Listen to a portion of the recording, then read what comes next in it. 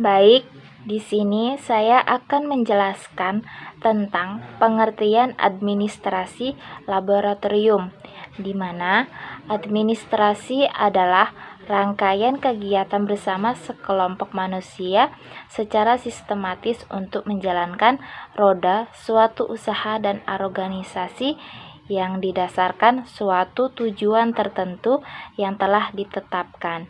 Sedangkan laboratorium adalah suatu ruangan atau kamar tempat untuk melakukan kegiatan praktek atau penelitian yang ditunjang oleh adanya seperangkat alat-alat laboratorium serta ditunjangan oleh adanya lab infrastruktur yang lengkap.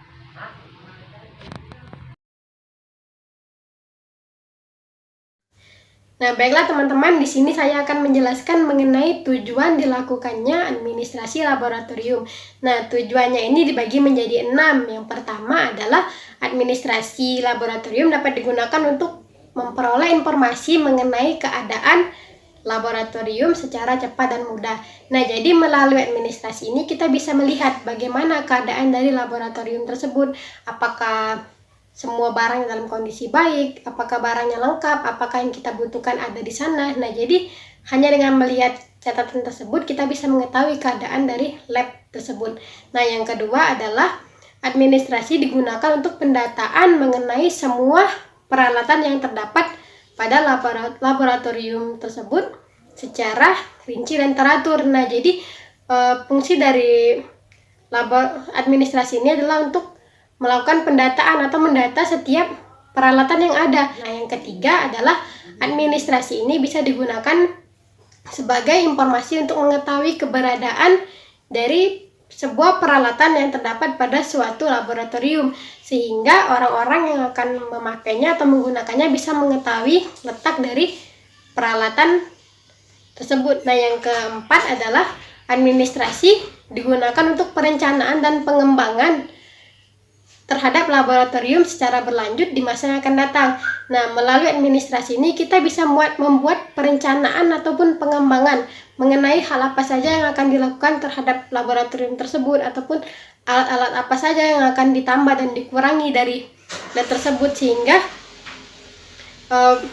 kita bisa mengoptimalkan penggunaan dari lab tersebut. Nah, yang kelima adalah administrasi ini bisa digunakan untuk membina kegiatan yang akan dilakukan pada laboratorium secara lebih baik dan teratur.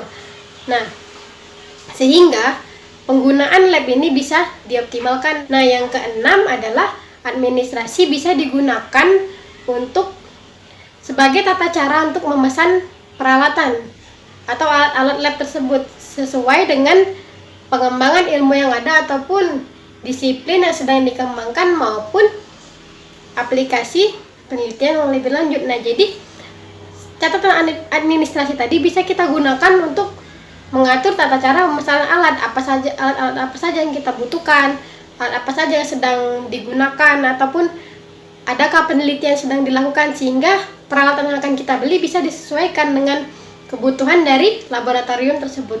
Nah, mungkin itu saja yang dapat saya sampaikan. Selanjutnya akan dilanjutkan oleh rekan saya. Terima kasih.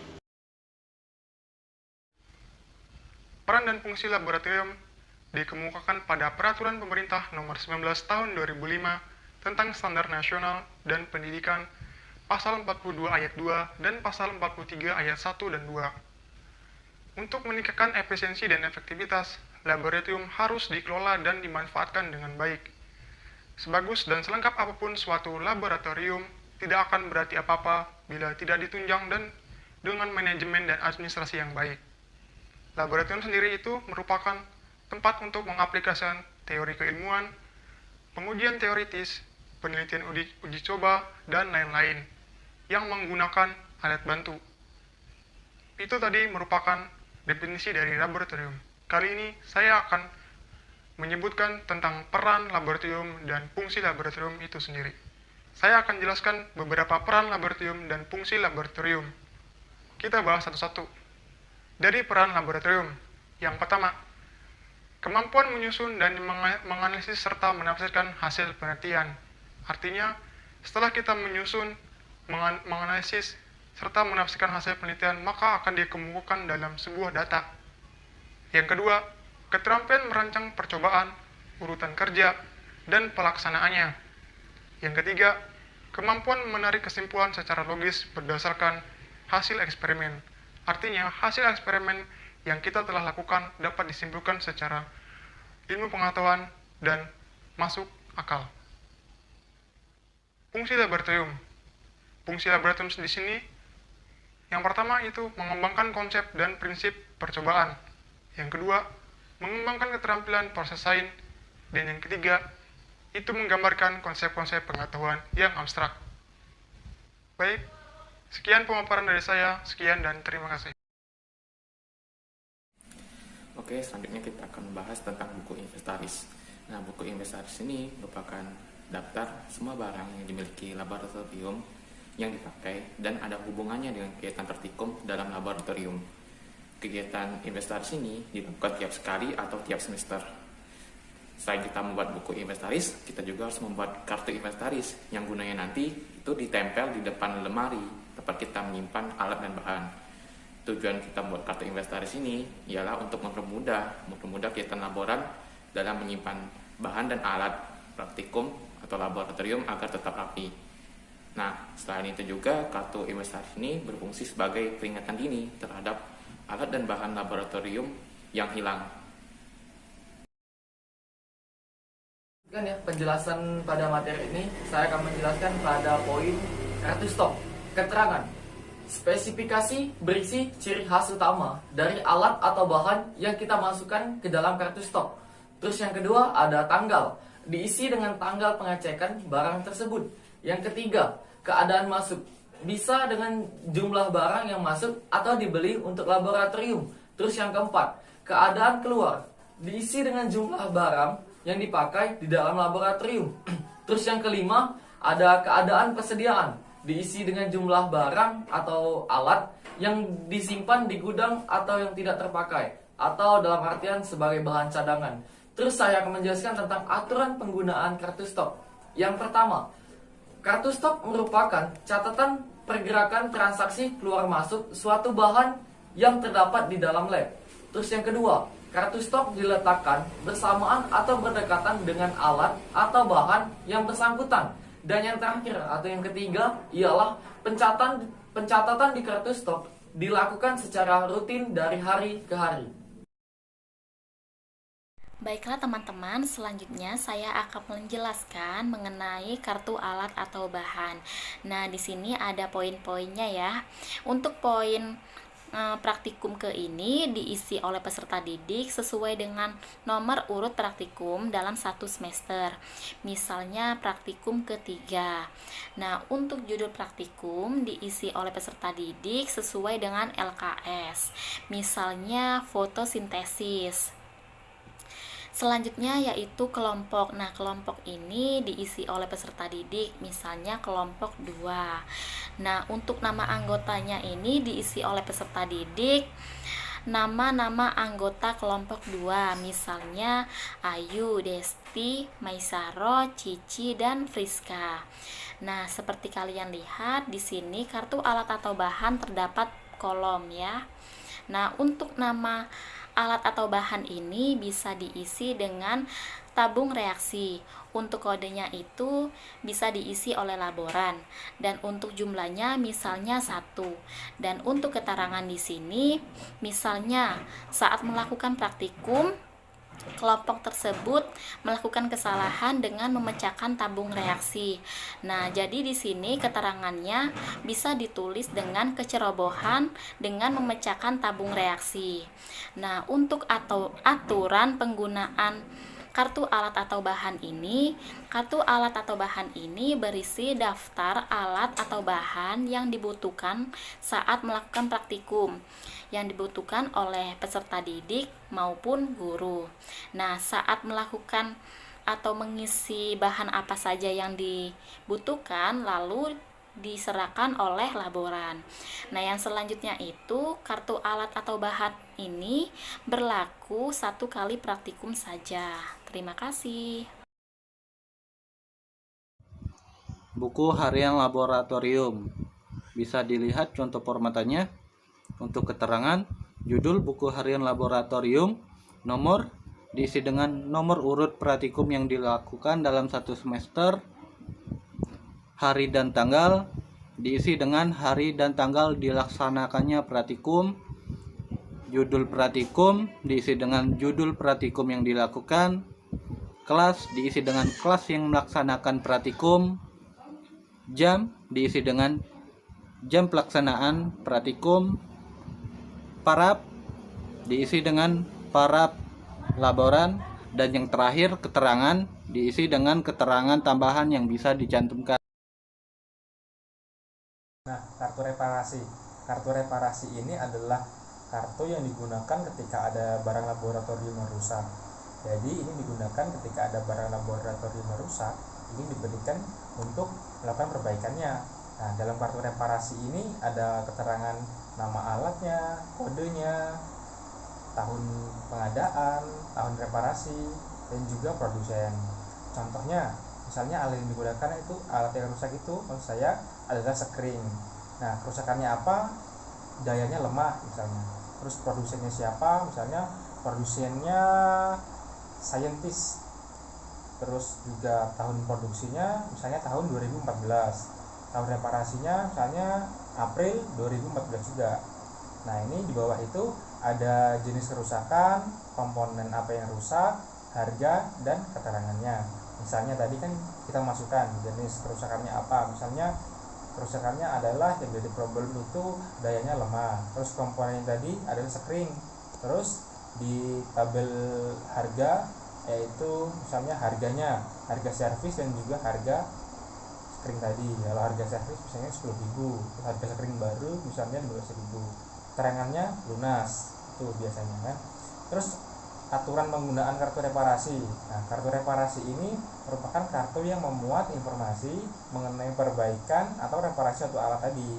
Terus yang kedua, pencatatan di buku catatan harian laboratorium ini dilakukan oleh teknisi bila ada perbaikan terhadap barang yang rusak dan juga atau dilaporkan kepada laboratorium lab. Nah, keterangan-keterangannya untuk nomor kartu itu diisi dengan nomor surat kartu reparasi, contohnya 001 lab fisika SMA Negeri 1 Peluang, nomor 4 tahun 2014. Jadi di atas itu tadi, jadi di atas, di bawah tulisan kartu reparasi. Terus untuk jenis kerusakan diisi dengan jenis kerusakan yang diperbaiki. Terus komponennya diisi jika memang terdapat pergantian komponen. Harganya diisi dengan biaya reparasi dan biaya komponen yang diganti. Nah, terus keterangan diisi dengan keterangan tambahan yang bisa ditentukan. Terus juga dilampirkan pula kwitansi perbaikan dan pergantian komponen dan juga ditandatangani oleh teknisi atau laboran dan koordinator lab tadi. Nah, ini untuk khusus yang pelampiran kwitansi dan tanda tangan tadi itu sifatnya tambahan, tidak terlalu diperlukan. Terima kasih. Selanjutnya itu label bahan. Label adalah informasi mengenai alat atau bahan, serta informasi-informasi tambahan lainnya yang dibutuhkan. Nah, label ini biasanya dicantumkan pada alat atau bahan yang terdapat pada laboratorium. Nah, pertama itu label bahan. Label bahan ini berisi tanggal pembuatan bahan kimia, bentuk bahan kimia, konsentrasi bahan kimia, dan informasi tambahan mengenai bahaya bahan kimia tersebut. Nah, yang kedua itu label alat. Nah, label alat ini berisi tahun pengadaan alat, kode alat, serta informasi tambahan mengenai cara menyimpan alat tersebut. Materi selanjutnya itu ada program laboratorium.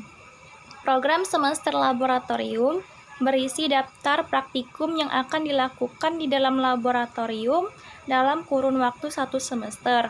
Program semester laboratorium dibuat dalam ukuran minimal A2 dan ditempel secara strategis di dalam ruang laboratorium. Berikut ini contoh format program semester laboratorium. Itu terdapat nomor. Nah, nomor ini diisi dengan nomor urut dilaksanakannya praktikum. Selanjutnya itu ada judul praktikum. Ialah judul dari praktikum yang akan dilaksanakan. Selanjutnya itu ada kolom Agustus dan September. Seterusnya itu diisi dengan bulan dalam 1 semester. Dan juga ada 1, 2, 3, dan 4 itu merupakan angka untuk menunjukkan minggu dalam 1 bulan. Serta keterangan untuk laboran, ketua lab, kepala sekolah itu bisa dengan tanda centang.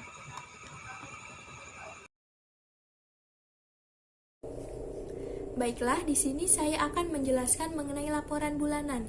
Nah, laporan bulanan ini berisi mengenai kegiatan yang dilaksanakan di laboratorium setiap bulannya.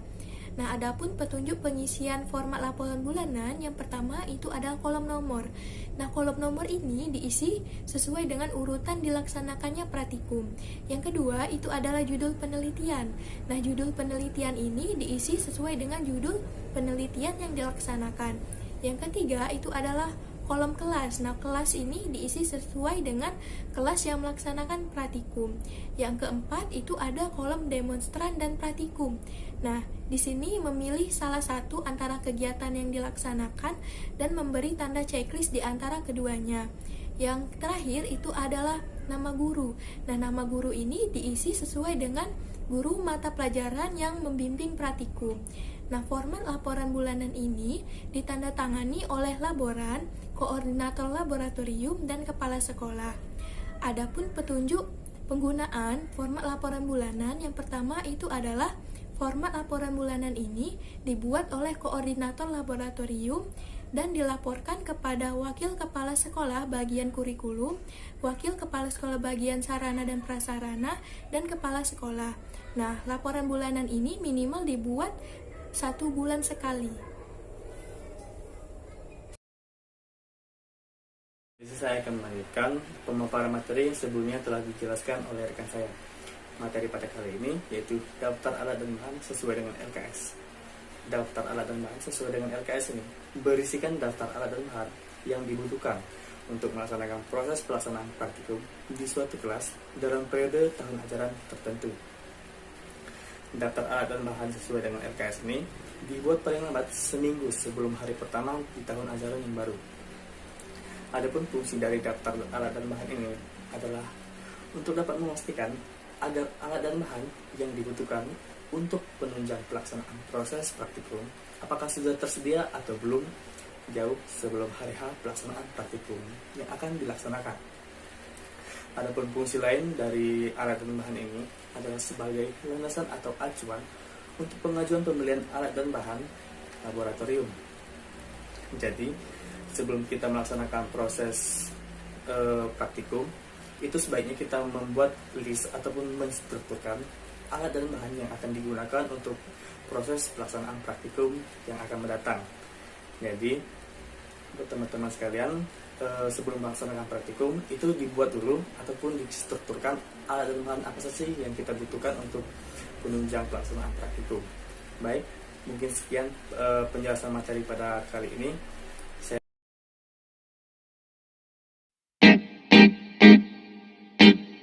Yeah, yeah, yeah.